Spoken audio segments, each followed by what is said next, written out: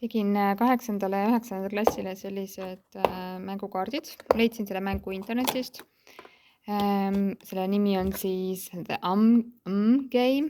Ehk siis õpilaste ülesandeks on, ütleme, et üks õpilane tuleb klassi ette, valib pimesi siit ühe kaardi.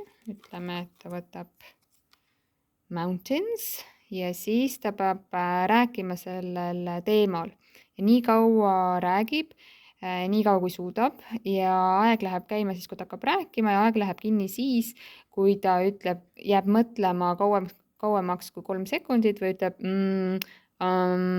midagi sellist, siis läheb aeg kinni. Ja siis tuleb järgmine õpilane, võtab siit järgmise teema.